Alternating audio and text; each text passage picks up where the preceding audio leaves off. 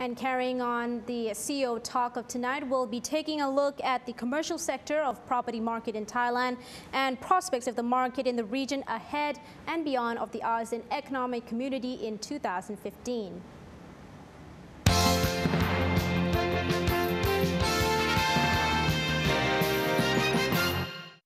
How do you foresee the market in the last quarter? Well, I think that with all things being equal, as long as we don't have any sort of further external shocks, we think we'll see continued demand in the office market. We'll see that continue to grow as we go forward. The manufacturing, I think we'll probably continue to see continued demand. We expect that to continue to grow. We're starting to see more investment coming from markets like China, for instance, and I think we might well see some more manufacturers from their established bases in Thailand.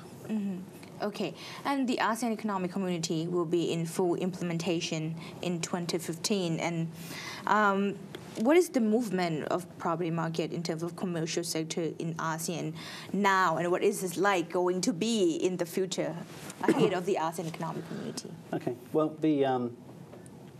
overall, generally, the commercial markets throughout ASEAN are doing quite well. There are pockets where there's some imbalances in supply and demand, certainly as well in terms of on the office side. So Singapore, for example, has quite a lot of new supply coming into the market right now, which is putting some downward pressure on rents. But overall, there's still healthy levels of demand.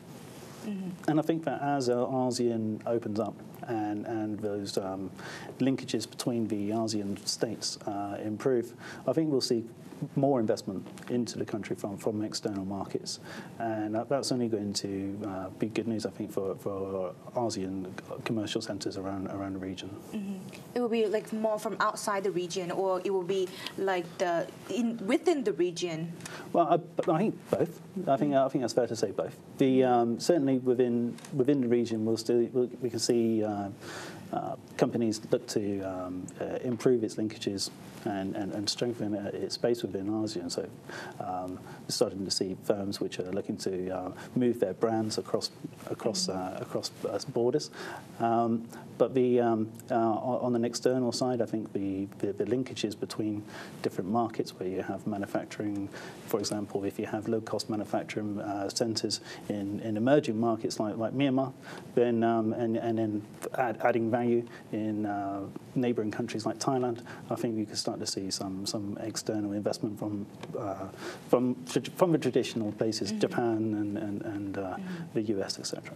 Can we say that Myanmar or Cambodia or probably Vietnam could be, the emerging markets, will be attractive, I would say, in terms of property? Yeah, those will be the CLMV, Cambodia, Laos, Myanmar, and Vietnam. Those nations are definitely the emerging markets. They have an abundant supply of low-skilled labour and lots of natural resources. So I think those firms who are specifically geared towards labour-intensive industries can get a lot of advantages from putting their manufacturing bases in those nations. Then we'll see on the other side, the more developed countries like Singapore and Malaysia starting to grow and improve their financial sectors, whereas I think we can see a lot more sort of intense competition between Thailand, Indonesia, Philippines, which are kind of more sort of on a sort of level playing field. Okay, but how can Thailand still remain competitive among the playing field with Indonesia or Singapore, ahead, or probably after the Asean Economic Community? Well, Thailand's already very competitive in the areas where it's already strong. So the automotive sector, for example, the automotive cluster in Thailand is already very strong. The investment climate for that particular industry in the country, I think, is very supportive. And I'm sure that's well aware of on a national level. So I think that continued policies and investment policies to support and grow those clusters, but we can only make the country go from strength to strength. So you think that the Asean Economic Community will be, an advantage to investors? I mean, from outside the region and within the region? I think that the ASEAN Economic Community has lots of opportunities for investors. The opportunities really is that it's how the markets are going to be able to integrate and being able to have the more labour moving between the various sectors, which is going to improve it. Okay, and what would be your suggestions for investors? I mean, from foreign investors from outside the region who are coming into the region. What would be your recommendation? Well, to do your homework. Whilst ASEAN's becoming more integrated, it's still not integrated, and each different market is very unique and has its own quirks.